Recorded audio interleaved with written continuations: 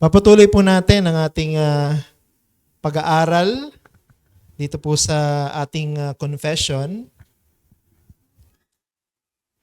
So I'm planning to take a break dito po sa ating pag-aaral ng confession, pero I'm still praying for it. Siguro mag-iisip ako ng ibang topic. Tapos magkakaroon tayo ng konting series o maikling series doon. Baka babalik ulit tayo dito sa ating confession para magkaroon tayo ng konting break sa ating pag-aaral.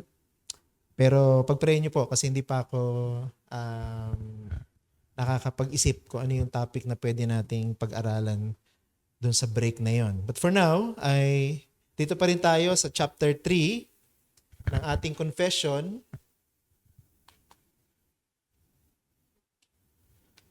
Ayan. So reviewin muna natin. Nasa part 7 na po tayo. Dito pong ating chapter 3 na may pamagat na of God's decree. Okay, so reviewin lang po natin. Hindi natin mababalikan lahat yung ating mga pinag-aralan sapagkat medyo mahaba na rin po ito. Iba-browse lang po natin ng konti yung overview. So nakita natin the nature of God's decree. Of course, that's the more general na discussion natin patungkol sa pagtatakda na ginagawa ng Diyos o ginawa ng Diyos. Pangalawa, tiningnan din natin yung katotohanan that God's decree did not include foresight. Hindi kailangan gawin ng Diyos yun no? Kung tutusin, hindi po kailangan ng Diyos na silipin ang future para lang malaman kung ano yung dapat niyang itakda bago pa mangyari ang lahat ng mga bagay o mga bahagi ng kasaysayan na yan. Kapagkat siya ang nagtatakda ng lahat mula sa simula hanggang sa katapusan. So what's the sense of, di ba? Looking at the future, yun yung foresight para lamang magtakda para sa beginning. Siya nga nagtakda ng lahat mula sa simula hanggang sa katapusan. Kaya he doesn't need foresight para sa kanyang decree.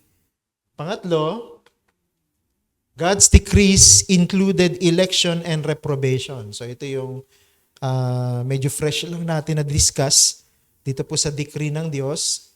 Na-discuss natin yung nature of election, di ba? So ito pong election, basically ito po yung ginawa ng Diyos na pagtatakda na may kinalaman sa kanyang pagpili mula dun sa mga mapapahamak upang sila ay kahabagan, kaawaan at iligtas sa pamamagitan ng ginawa ng ating Panginoong Jesucristo. So we call that the doctrine of election o yung pagpili ng Diyos. And then we also discussed the nature of reprobation. Ito yung huli natin pinag-aralan noong Sunday. So hindi po mababalance ang pagpili ng Diyos sa pagliligtas kung wala po yung kanyang pagpapabaya. O hindi pa pagpapabaya. Mali yung salitang pagpapabaya. Pagpapabaya. No? Tama ba yung term na ginagamit ko? Kasi baka mali yung term na ginagamit ko. Kumbaga, pinabayaan ng Diyos ang marami na mapahamak magpasawalang hanggan. So yun po yung tinatawag na doctrine of reprobation. So, bakit pinabayaan? No? Sapagkat yun ang nila Yun ang natural na tanggapin ng mga makasalanan na nagrebelde laban sa Diyos ang sila'y parusahan ng walang hanggang pagkahiwalay sa Diyos. Pero, di ba, alam nga natin na kahit na gano'n ang nangyari, ang Diyos ay nagpakita pa rin ng awa. Kaya pumili pa rin siya mula sa kanila na maligtas. But when we talk about the nature of reprobation, so ito po yung ilang mga bagay na tinalakay natin. Reprobation is a passive decree. So ibig sabihin, walang kailangan gawin ng Diyos. No? Kasi yung mga reprobates na yon na papunta sa kapahamakan na walang hanggan sa impyerno, yun na talaga ang nararapat para sa kanila. Doon po sa election, tinawag natin na election is an active decree sapagkat kinailangan ng Diyos pumili mula doon sa mga dapat ay mapahamak. Di ba? So dito sa reprobation, kabaligtaran, walang kailangan gawing pagpili ang Diyos. Kailangan niya lang pabayaan sila sa kanilang kasalanan at mapupunta sila sa kanilang kapahamakan. So yun po yung ibig sabihin that reprobation is a passive decree. Pangalawa, reprobation is leaving the non-elect to themselves. No? Just like what I said, dahil yun po ang tamang direksyon para sa kanila, ang sila'y mapahamak, no? Sapagkat ang Diyos ay makatarungan, ang dapat tanggapin ng mga nagrebelde laban sa Diyos ay mapahamak, parusahan. No? So, hinayaan lang ng Diyos ang mga reprobates, no? O yung mga non-elect o yung mga hindi maliligtas na sila po ay sa kanilang sarili na lamang. And then reprobation is just. Yan po ang makatarungan na ginawa ng Diyos.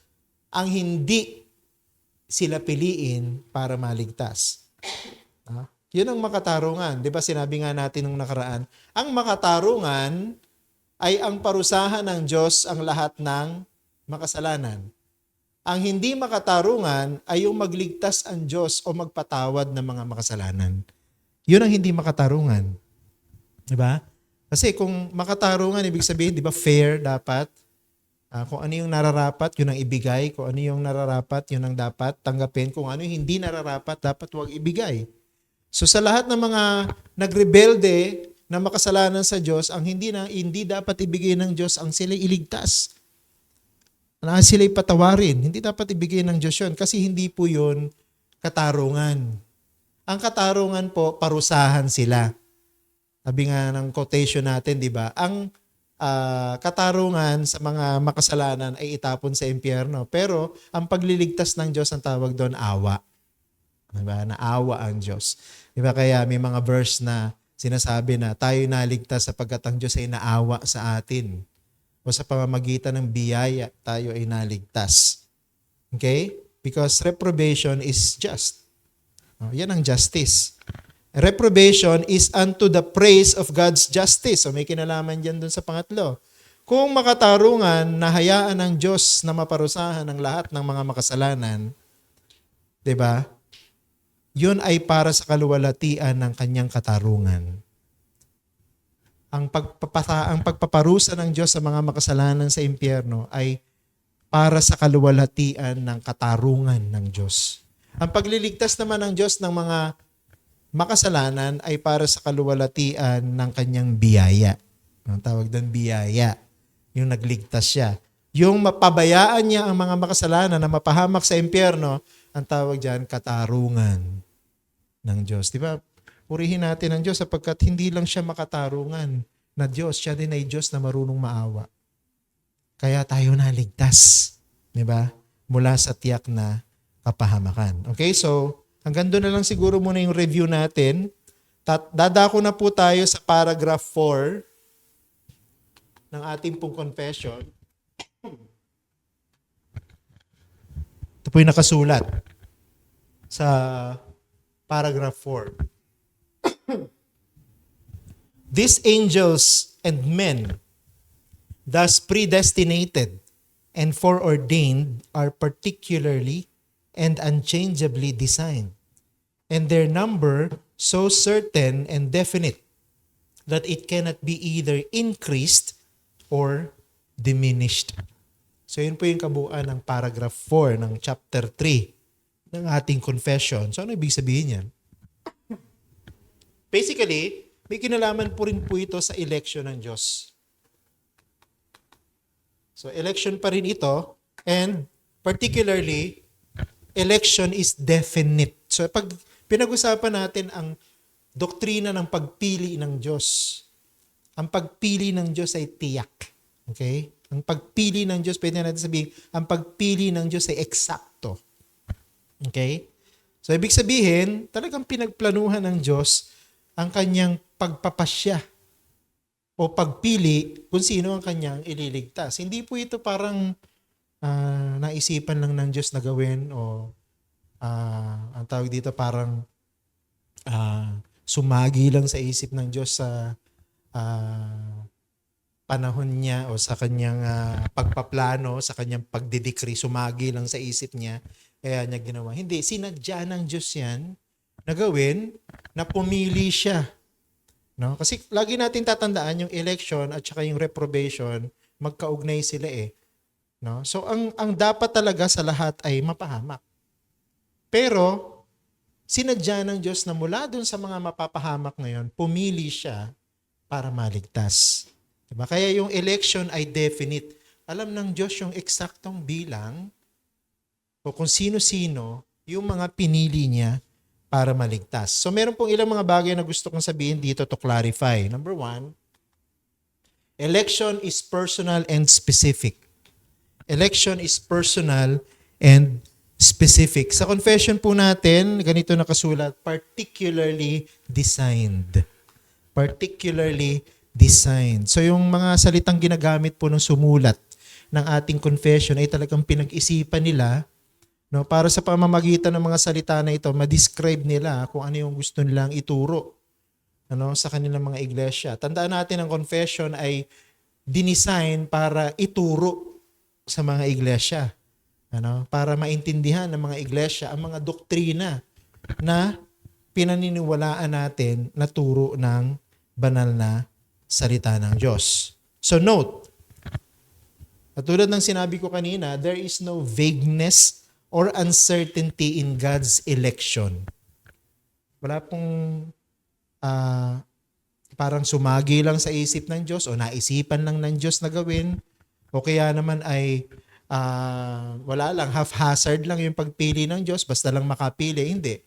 Sinadya po ng Diyos na wala pong ano dito, yung walang hindi katiyakan dito. Puro katiyakan ang pagpili ng Diyos. It is very certain. Na mamaya makikita natin kahit yung bilang, kahit kung sino sila, yung identity nila, kasama po yun sa pagpili ng Diyos sa kanyang mga iniligtas. So two things under this very important point. Una, God chose who are the angels that will remain with Him and the angels that will fall with Satan. Tandaan nyo, doon po sa ating confession, nakalagay doon, these angels and men, thus predestinated and foreordained. So kasama po sa election ng Diyos ang mga angels. No? Yung mga angels po na nanatili na kasama niya sa langit ay pinili ng Diyos. At hindi rin po pinili ng Diyos yung mga anghel na magre-rebelde kasama ni Satanas. Okay? So, sabi po dun sa 1 Timothy 5:21, ito po isa sa mga pinakamalinaw, no? Na talata, in the presence of God and of Christ, Jesus, and of the elect angels, I charge you to keep these rules without prejudging, doing nothing from partiality. So ano sinasabi ni Apostle Paul dito? Meron talaga mga elect angels. So pag sinabi nating merong elect angels, meron po talagang pinili ang Diyos mula dun sa lahat ng anghel na lilikha niya na manatiling kasama niya magpasawalang hanggan. At meron din naman na hindi siya pinili at sila yung mga lumaban sa kanya kasama ni Satanas at pinarusahan niya rin naman na mga kaaway ng Diyos. So, ang point natin dito, God sustained by His grace those angels who chose to remain faithful to God. So, tandaan natin, ang mga angels po, moral beings din sila. Anong ibig sabihin ng moral beings? Meron din silang kakayahan na pumili. Meron din silang free will. No? Kung paanong nilikha ng Diyos ang tao na may free will, ganun din naman nilikha ng Diyos ang angel na may free will. Ang kaibahan lang po ng tao talaga, ang pinakamalaking pagkakaiba po ng tao sa mga angel, tayo po lamang ang nilikha ng Diyos sa kanyang sariling larawan. Ang mga angels hindi.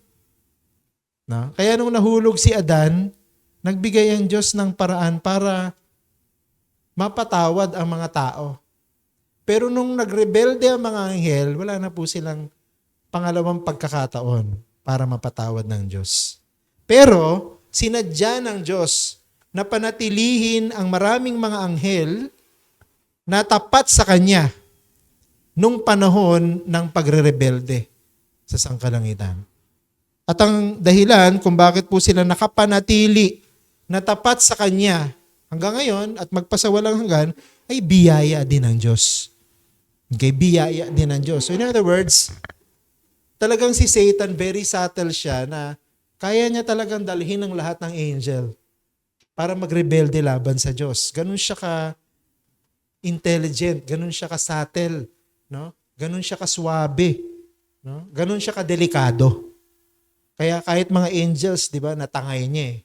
Pero kung hindi binigyan ako, ito paniniwala ako, kung hindi binigyan ng Diyos ng biyaya, itong mga anghel na ito, yung mga elect angels na ito, hindi sila mananatiling tapat sa Diyos. Kaya purihin ng Diyos, di ba? Kahit sa kaso ng mga angels, makikita natin na Diyos pa rin ang dahilan kung bakit nakakapanatili sila na tapat sa Diyos. So siguro pinakamadaling application nun sa atin, ang Diyos din ang dahilan kung bakit nakakapanatili tayong tapat sa Kanya. Kasi kung hahayaan lang tayo ng Diyos sa ating sarili, hindi natin pipiliing maging tapat eh. Diba? Kahit na lang po kayo at ako sa ating mga personal na karanasan, ang daming beses, di ba? Kaya nga tayo nagkakasala kasi hindi natin pinipiling maging tapat sa Diyos eh. Di ba? Kung pinipili natin maging tapat sa Diyos, hindi natin gagawin yung labag sa Kanyang kagustuhan. Pangalawa, so ito naman may kinalaman sa mga iniligtas ng Diyos. Christ died with a definite people in view. Kung merong sinadya na panatiling tapat mula sa mga anghel, meron din pong ginawa ang Diyos na sadya para pumili ng mga tiyak na tao para maligtas mula sa kasalanan. Matthew chapter 1 verse 21. Itong verse na ito, di ba? Tuwing Christmas lang natin lagi naririnig. Pero ito ay isa sa mga pinakamalinaw na talata na nagtuturo sa atin ng election. No? Tingnan nyo. She will bear a son, and you shall call his name Jesus, for he will save his people from their sins. Kita nyo, ang purpose kung bakit ang ating Panginoong Jesucristo ay nagkatawang tao sapagkat meron siyang tiyak na misyon. At ano yung tiyak na misyon ng Panginoon? Para iligtas ang kanyang sariling tao. So meron po talagang sinadya, no, na iligtas ang Diyos. At dito sa talata na ito, yun ang tinutukoy ni Matthew na sariling tao ng ating Panginoong Jesucristo. Diba? So madalas na nagagamit lang natin yan, no, yung unang bahagi. That they will call his name Jesus, ano, pag siya'y pinanganak. Pero kaya nga po Jesus, because He will save His people from their sins. John chapter 10 verse 11.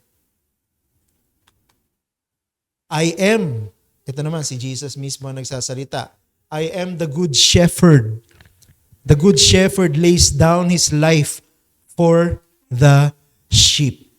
Diba? So ang ating Panginoon bilang pastol, ay ibinigay niya, isinakripisyo niya ang kanyang sariling buhay para iligtas ang kanyang mga tupa. Diba? So dito pa rin makikita natin yung definiteness ng pagpili ng Diyos, no? Ang pagliligtas ng Diyos. Even the very death and sacrifice ng ating Panginoong Jesucristo ay for a particular set of people, for His own sheep.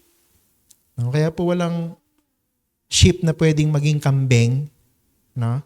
Ang kambing pwedeng maging sheep. Pero ang sheep hindi pwedeng maging kambing, no? Sapagkat kung sila ay ginawang kambing ginawang tupa ng ating Panginoong Jesucristo, that is because He decided that they become His own people. Point. Not only has the number of such angels and men in each category been predetermined by God, but the specific identity of angel and men, or of each angel and men in every category or in each category has been predetermined by God. So yung pong pagpili ng Diyos, hindi po ito parang dumakot lang siya mula sa bungkus o karamihan, tapos lahat ng napasama dun sa dinakot niya, yun na yung kanya. Hindi po ganoon ang ginawa ng Diyos sa doctrine of election. Sa doctrine of election, kahit po yung pinaka-identity ng mga pinili niya, sinadya ng Diyos yun. No? Predetermined. Ibig sabihin, talagang tiniyak niya kung sino yung ililigtas niya. I just imagine, no, yung epekto dapat sa atin ito kung talagang Christian tayo, di ba? Pinili ako ng Diyos. Ang word dyan sa English, handpicked. Parang sa pagka, ewan ko, nung araw kasi, di ba, yung bigas, hindi naman yan bigas agad, di ba? Palay muna. So, ang ginagawa nila, di ba? Binibistay nila yan. Tapos yung iba, talagang tinatanggal nila yung butil ng bigas. Hinihiwalay dun sa ipa. May purpose ng pagbibistay, di ba? Para mahiwalay. Minsan hindi nahihiwalay lahat. So, tinatanggal nila yung bigas, iniiwanan yung ipa para itapon. So, parang ganun yung ginawa ng Diyos sa pagliligtas. Pinipili niya talaga kung sino yung ililigtas niya.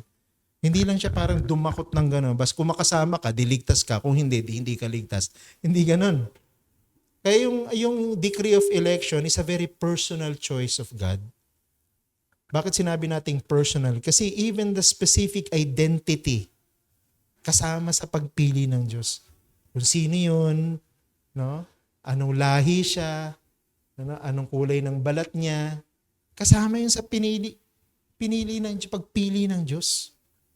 Imagine how encouraging yung doctrine ng election para sa atin. It is a very exact and personal na choice ng Diyos para sa kanyang sarili. Ang assertion natin dito, ito in-insert ko, no, yung assertion,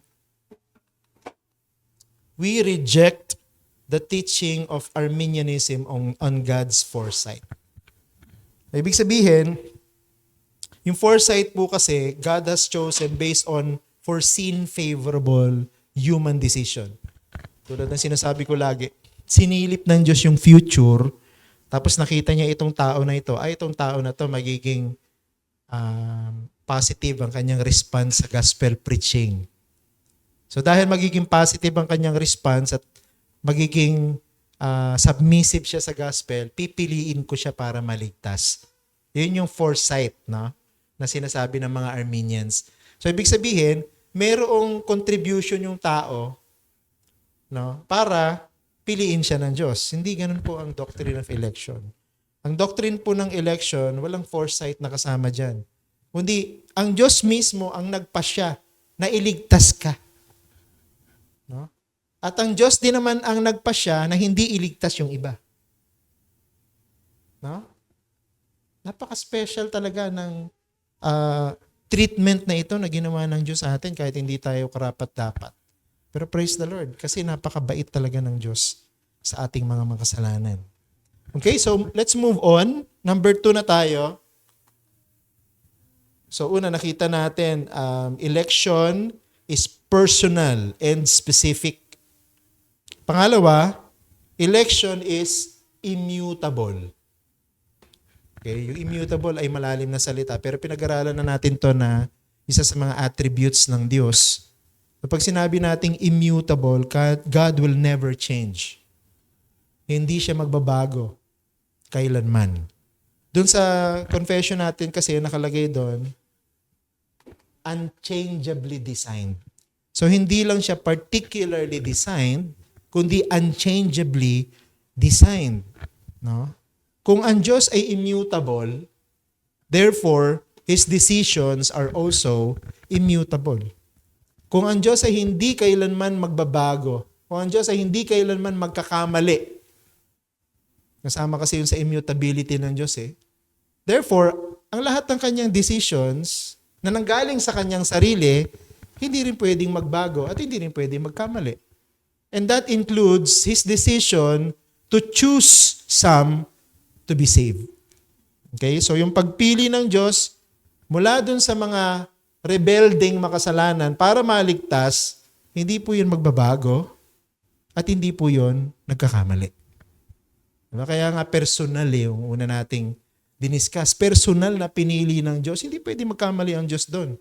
No? Kasi hindi naman pinili ng Diyos yung mga ililigtas niya base sa kanilang sariling galing o qualification or credits or credentials. Hindi. Pinili sila ng Diyos dahil yun ang gusto niya. At naawa siya sa kanila. Okay? Kaya, hindi po aksidente yung pagpili ng Diyos. No? Walang pagkakamali sa pagpili ng Diyos. Kaya nga two things ang gusto kong sabihin to clarify this. Una, no elect person can fall away in the end. Kung ang pagpili ng Diyos ay hindi magbabago at hindi magkakamali, wala po sino man sa kanyang mga pinili para maligtas ang mawawala sa huli. Walang magfa-fall away. No? Hindi po totoo yung nagba-backslide, no? Tapos tuloy-tuloy na, hindi na bumabalik sa kanyang pananampalataya. Kung siya ay tumalikod sa kanyang pananampalataya at hindi na bumalik, hindi talaga siya naligtas nung pasimula. No? Kasi hindi po pwedeng magkamali ang Diyos sa kanyang ginawang pagpapasya kung sino yung maliligtas. Sabi sa John chapter 10, verse 28 to 29, I give them eternal life, and they will never perish, and no one will snatch them out of my hand. My Father who has given them to me is greater than all, and no one is able to snatch them out of the Father's hand. So dito makikita natin yung double security ng mga mananampalataya. Doon sa verse 28, kaninong kamay yung may hawak sa atin? Kamay ng ating Panginoong Jesucristo. Sa verse 29, kaninong kamay may hawak sa atin? Kamay ng Ama. So kamay ng anak, tapos kamay ng Ama. Tapos nandun pa yung tatak ng banal na Espiritu, Trinitarian, ang ating salvation, para masasabihin na mawawala yung kaligtasan. Diba kasi may mga nagtuturo na pwedeng mawala ang kaligtasan. Lalo na pag gumawa ka ng isang matinding kasalanan at hindi ka na bumalik sa pagsisisi. Hindi totoo yun. No? Kasi ang totoo niyan, pwede mahulog sa kasalanan ng isang totoong mananampalataya. Pero sa conviction ng banal na Espiritu at ng salita ng Diyos, babalik siya at magsisisi siya. Diba? Babalik siya. Katulad ng prodigal son. Diba? Bumalik siya sa kanyang ama. Kahit na siya ay naglamierda. Ano? O pumiling magkasala. And then 1 Corinthians chapter 1 verse 8, the same idea. Who will sustain you to the end, guiltless in the day of the Lord Jesus Christ. Actually, it's also the Lord Jesus Christ who will sustain us to the end. So, yung term na who will sustain you to the end, ang ibig sabihin nun, ang sino mang niligtas ng Diyos ay magpapatuloy sa kanyang kaligtasan hanggang katapusan. No? Kaya meron po tayong paniniwala na perseverance of the saints. Ano ibig sabihin ng perseverance of the saints? Nagpapatuloy siya, nagtsatsaga siya hanggang huli. Kaya di ba mayroong talata sa Bagong Tipan sinabi, siya na magpapatuloy hanggang sa wakas ang siyang maliligtas. Hindi po tinutukoy doon na siyang magtitiis, siyang magtsatsaga, siya na mag-e-effort hanggang sa wakas siya lang ang maliligtas. Hindi yun ang ibig sabihin ng talatang yon. Ibig sabihin ng talatang yon, silang mga totoong iniligtas, magpapatuloy at mananatili hanggang wakas. So hindi po tao ang batayan para magpatuloy hanggang wakas. Ang Diyos ang magiging dahilan para magpatuloy ang isang Kristiyano, isang totoong Kristiyano hanggang wakas. Yung sinasabi dito, it is God who will sustain you to the end, guiltless in the day of our Lord Jesus Christ. Ang ganda, no? Kaya nga, ang point natin dito, ito, very important point po ito. The assurance of salvation is based on the decision of God and not of men. Yung pong katiyakan natin na tayo'y ligtas ay hindi po nakabatay sa nagdesisyon kasi ako na tanggapin si Kristo. Nakabatay ang katiyakan natin na ligtas tayo doon sa katotohanan na ang Diyos ang nagpasya para maligtas tayo. Diba? Doctrine of election pa rin ang bagsak natin. Diba? Ang Diyos ang pumili at kung ang Diyos ang pumili, mananatili yan hanggang katapusan. No? Kaya hindi natin pwedeng sabihin, ay, Christian dati yun eh. No? Kaya lang ngayon, hindi na siya Christian. Kasi nag-backslide siya. May mali dun sa statement na yon. Anong mali sa statement na yon? Hindi po siya Christian talaga nung simula pa lang. Akala niya lang ligtas siya. No? Kasi kung totoong niligtas siya ng Diyos, doctrine of election, magpapatuloy siya, magpe-persevere siya, he will be preserved by God, sustained by God, up to the end. Nakuha niyo ang pagkakaiba. Ang laki ng pagkakaiba. Worlds apart. Diba yung difference nun? Kaya nga, ang assertion natin dito, we reject the teaching that suggests the eventual loss of man's salvation. No? Tinatanggihan natin ang anumang klase ng turo na nagsasabi o nagpapahiwatig na pagka ang tao nagsabing ligtas siya, pwedeng mawala ang kaligtasan niya. O, nire-reject natin yon. Hindi po biblical teaching yon. No? That's contrary to the doctrine of election. That's contrary to the very words of God Himself. Di ba? Sabi doon, kung ang Diyos ang nagligtas sa atin, siya magsusustain sa atin hanggang sa katapusan. Pwede bang magkamali ang Diyos? O pwede bang yung hawak ka na ng Diyos, lumusot ka pa dito sa mga pagitan, kaya ka nahulog? Hindi pwede. Diba? Yung metaphor na ginamit ng Panginoon dun sa John chapter 10, it's a metaphor about security. Diba? Kumbaga, dalawang kamay yung nakahawak na ganyan sa'yo, oh. Paano ka pa mahuhulog nun? Diba? Super secure yun. No? Kaya hindi tayo naniniwala na mawawala ang kaligtasan ng isang Kristiyano. Pangalawa, no one or no non-elect person can later be added. So kasama po yan dun sa idea na sinabi sa ating confession that this is unchangeably designed. Kapagkat kung sino yung pinili ng Diyos, tiyak niya kung sino sila, tiyak niya rin naman kung ilan sila. O mamaya, babanggitin natin yon. At mula dun sa kanya mga tiyak na pinili, wala na pong madadagdag. Eksakto na. Okay? Eksakto na. Wala na pong maidadagdag. Halimbawa, sabihin baka naman by year 3,000, kung abot tayo ng 3,000, meron pang iligtas ang Diyos doon na hindi kasama sa elect. Hindi po pwede mangyari yon. Tandaan niyo, yung election is a decree of God. Ibig sabihin, tinakda ng Diyos ito mula pa sa simula. Hindi pa nagkakaroon ng mundo, tinakda na ng Diyos kung sino yung maliligtas. Kaya definite siya no? Exact siya, no? Kilala niya na kung sino sila. Wala na pong may dadagdag doon, no? Wala na pong maisip ang Diyos na, uy, sayang hindi ko nasama to. Sige, idagdag natin. 'Di ba? Tayo, ginagawa natin 'yan 'Di ba? Mga teacher ginagawa, nakalimutan kong ganito pala yung grade niya, dadagdagan ko ng konti. Hindi po ganoon ang Diyos. No, wala na pong pwedeng idagdag. 2 Timothy 2:19. Ano sabi diyan? But God's firm foundation stands, bearing His seal, this seal, the Lord knows those who are His. Kilala ng Diyos kung sino-sino sila na Kanya. Kaya hindi pwedeng merong isisingit sa bilang. Pwede ba isingit natin to, Lord? Sayang naman, no? Pag hindi naligtas. Singit natin. Yung mga corrupt government officials ang gumagawa niya, mga insertions. No? Mga insertions sa budget. Na wala naman sa budget, bigla na lang nakakaroon ng insertions. No? Yung pong mga ganun, corruption yun Na hindi po pwede makorrupt ang Diyos. No? Ang Diyos, pinili niya na talaga kung sino ang lahat ng maliligtas at mananatiling ligtas hanggang sa wakas. Point. Yan pong katotohanan na yan, no non-elect person can later be added. No? At ito pong point na ito, that election is unchangeably designed, is the very foundation of the perseverance of the saints.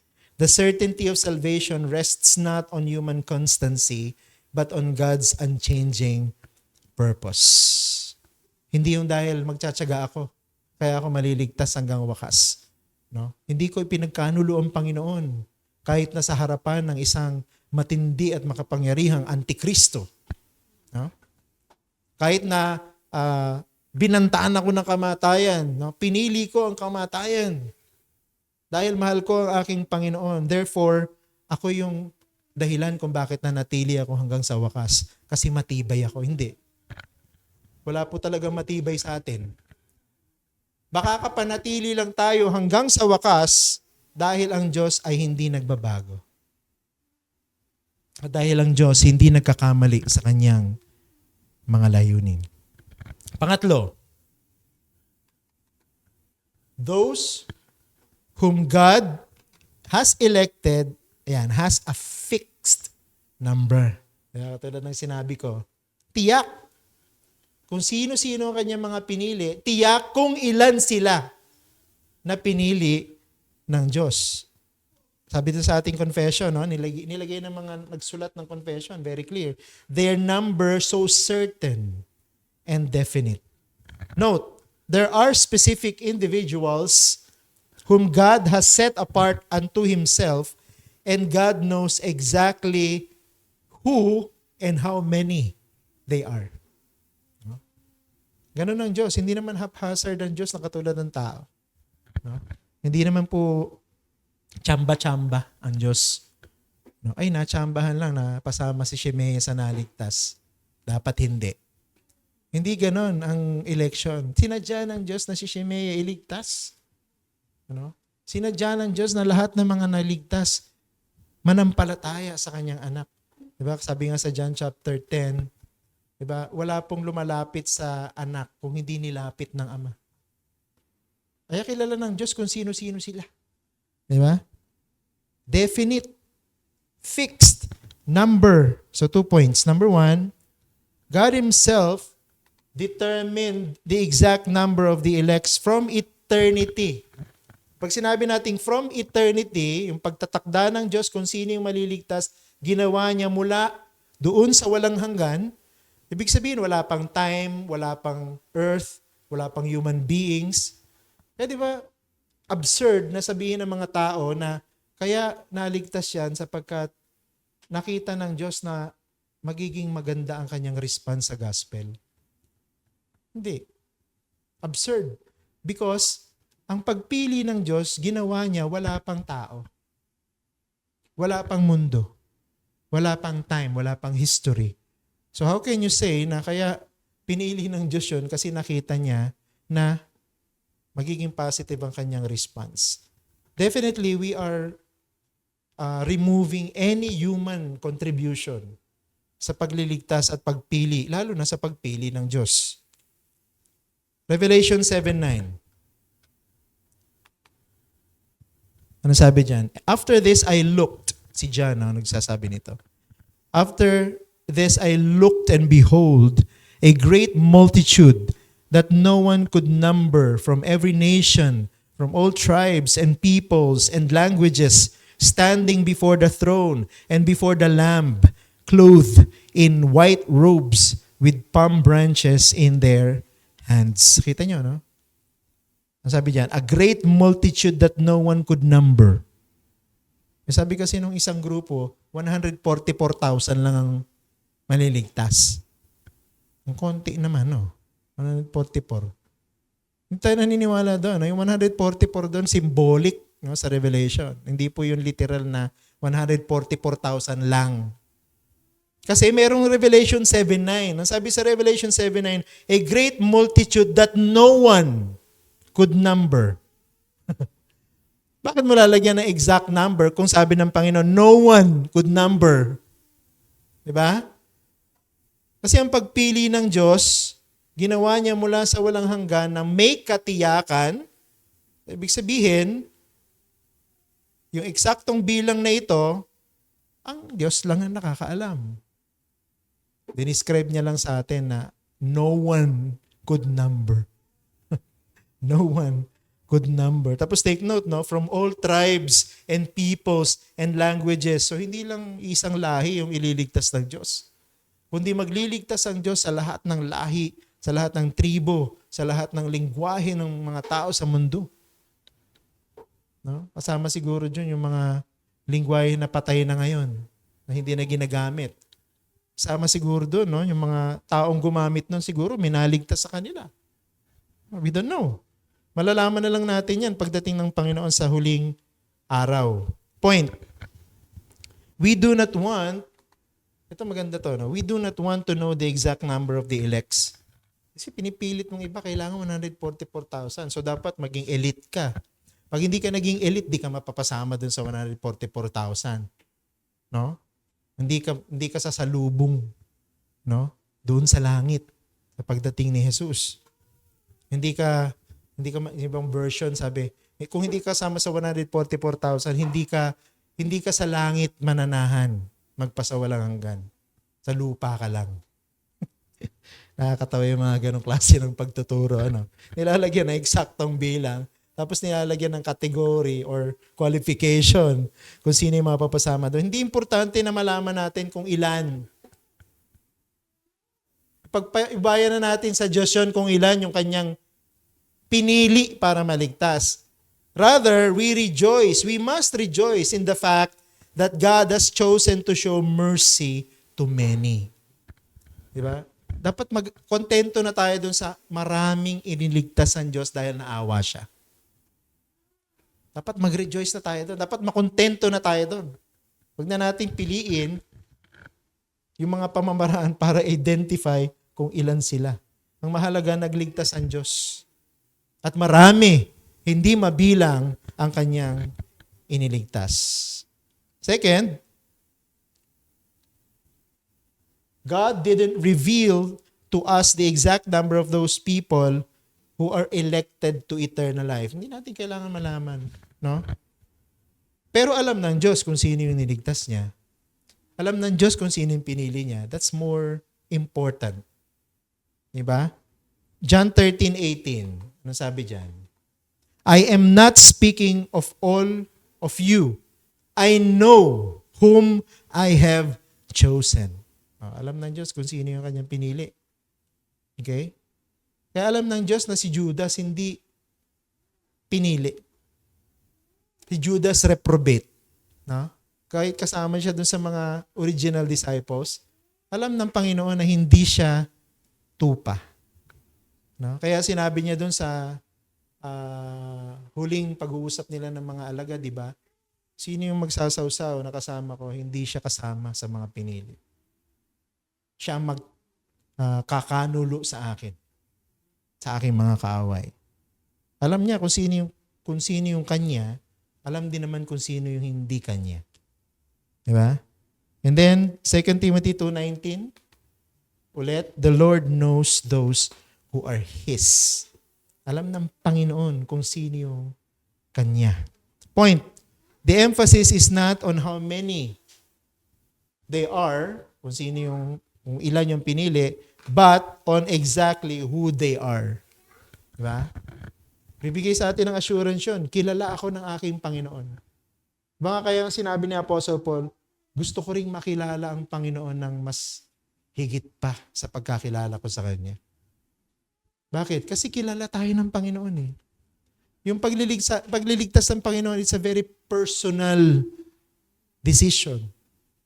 No? Kaya nga, lagi nating sinasabing tamang relasyon sa ating Panginoon. Nakikipagrelasyon ang Panginoon sa kanyang mga pinili. So dapat, magkaroon din tayo ng ganong klase ng magandang attitude that God knows us, yung mga niligtas niya. Number 4 and last, those whom God has elected will neither increase or decrease. So elaboration lang yan yung isa. Kasi sabi sa confession natin, that it cannot be either increased or diminished. So hindi po madadagdagan kung sino yung mga pinili, hindi rin naman mababawasan. Eksakto kasi, definite. Note, so ito sa mga matinding implication yan. Kung talagang eksakto, tiyak, walang madadagdag, walang mababawas, the ones God has foreordained unto eternal life will end in eternal life, and those that God has foreordained unto condemnation will end in condemnation. Ibig sabihin, wala ding mababawas o madadagdag doon sa mga pupunta sa langit o sa bagong langit at bagong lupa, wala rin pong madadagdag at mababawas sa mga pupunta sa impyerno. tiyak na yon. Kung sino yun.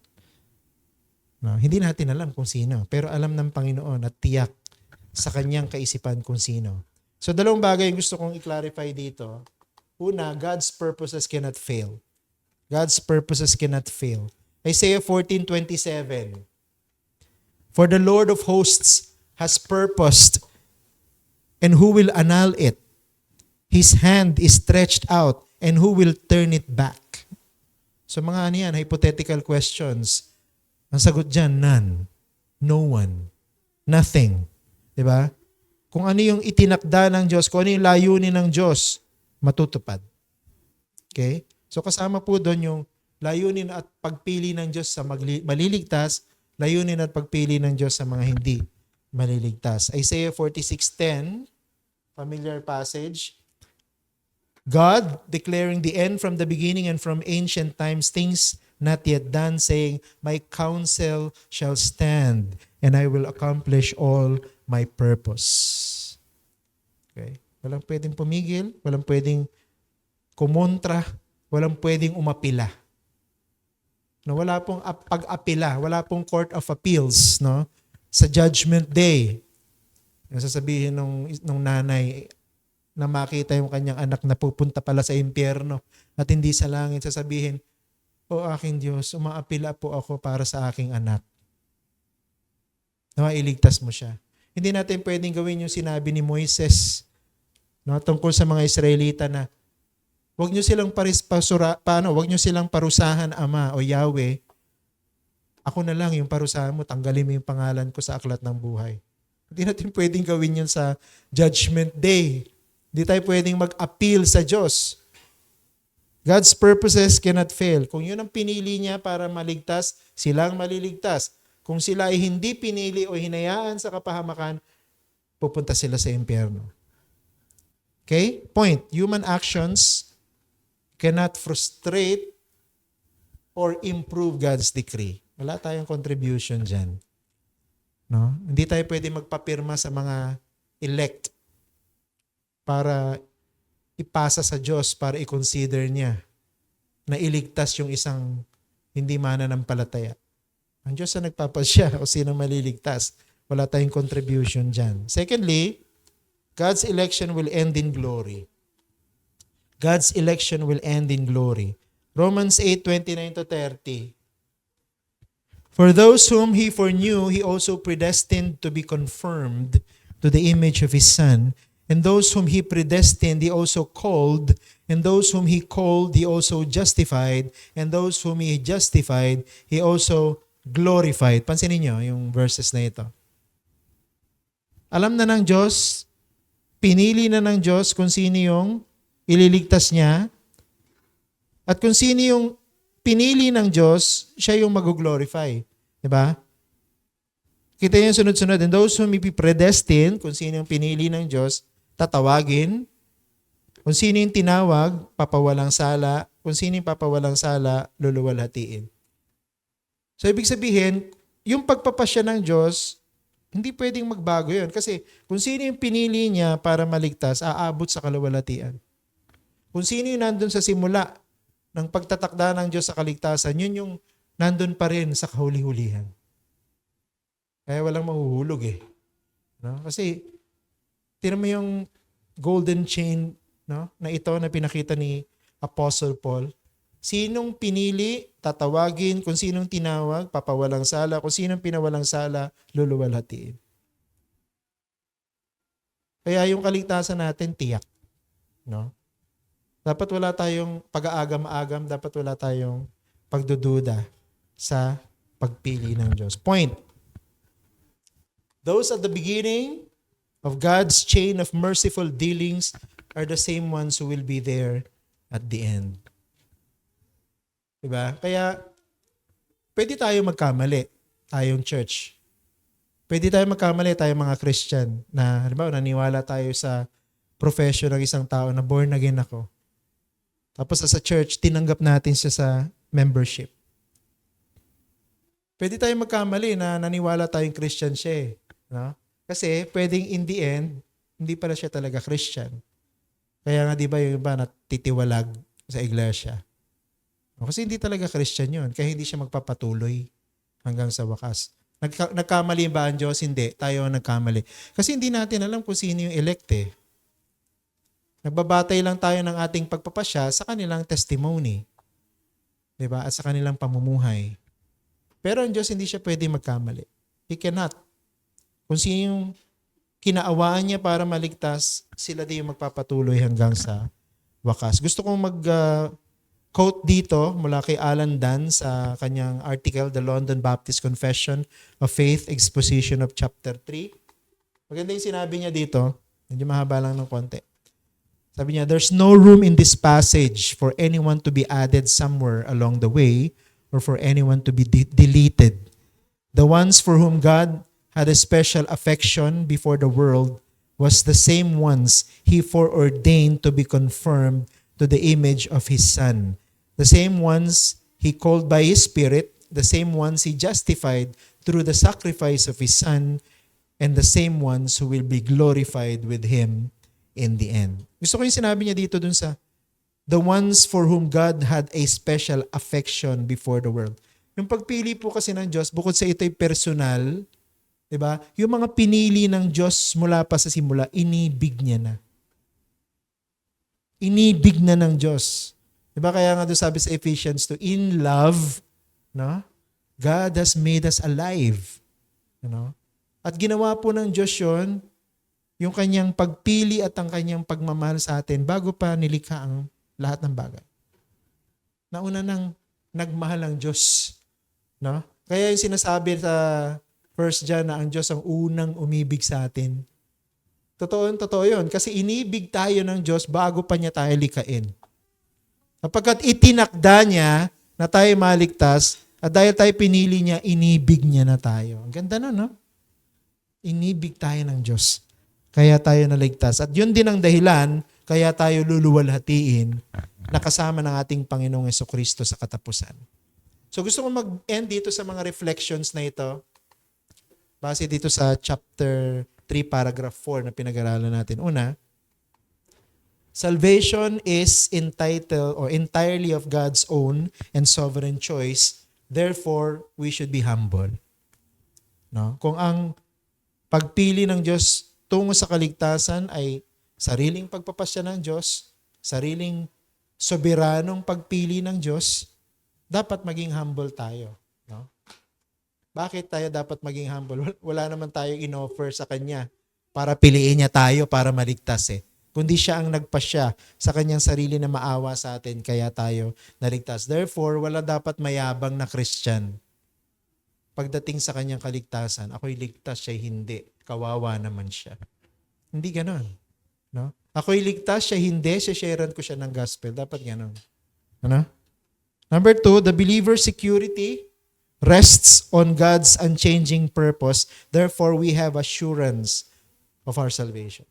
So, ang katiyakan ng ating kaligtasan ay dahil ang Diyos sa kanyang pagpapasya hindi nagbabago. Kaya tiyak yung kaligtasan natin. Kasi kung pinili tayo ng Diyos, hindi pwedeng magbago ang isip niya para hindi na tayo piliin sa huli. Kung pinili na tayo ng Diyos mula pa sa simula, yun na yun hanggang katapusan. Kaya nakabase sa pagpapasya ng Diyos ang ating kaligtasan. Number 3, God's wisdom and sovereignty are magnified sa kanyang pagpili. Therefore, He deserves our worship. Diba dapat sa worship natin na sa church, kasama yon sa pinagpapasalamat natin sa Panginoon. And besides, kaya nga po tayo nag-worship pag Lord's Day, dahil liligtas tayo ng Panginoon. Ang araw ng Panginoon ay ang araw ng kanyang pagliligtas sa atin at ng kanyang pagpapawalang sala. Diba dun sa Theotalk, sinabi ko yon, no? Na ang muling pagkabuhay ng ating Panginoong Jesucristo ay mayroong sense of justification. Siya ay diniklara ng Diyos na kanyang anak na maluwalhati at makatawiran. So in the same sense, tayo din na mga nakay Kristo, pag tayo nag-resurrect, we will also be justified in front of God.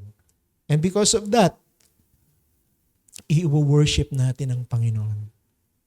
Dapat never-ending worship, never-ending love, adoration sa kabutihan at kagandahan ng Panginoon ang i-offer natin sa Kanya. Hindi lang pag Lord's Day, Dapat every day of our lives. Diba? Parang very sad. Parang majority of the days of our lives, we are choosing na sumuway sa Panginoon instead na mag-worship. No? Imagine the hurt, no?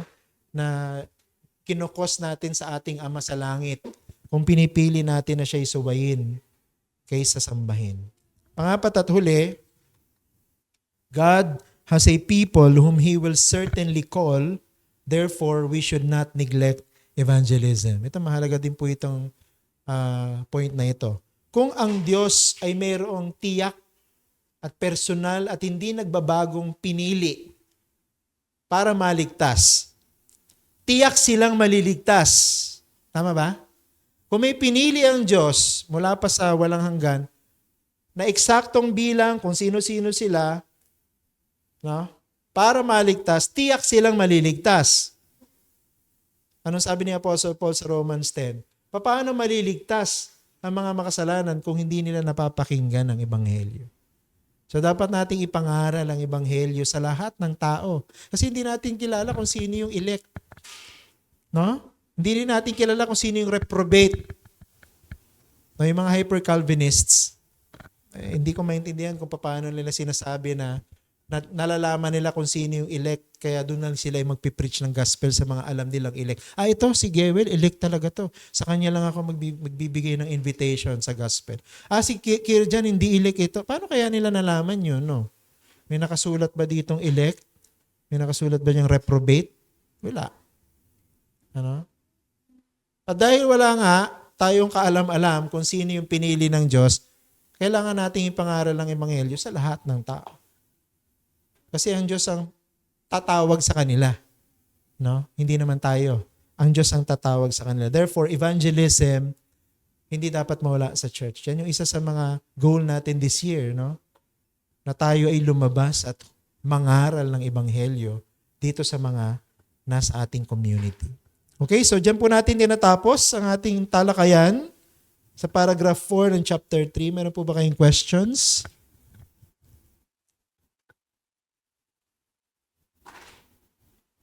Clarification?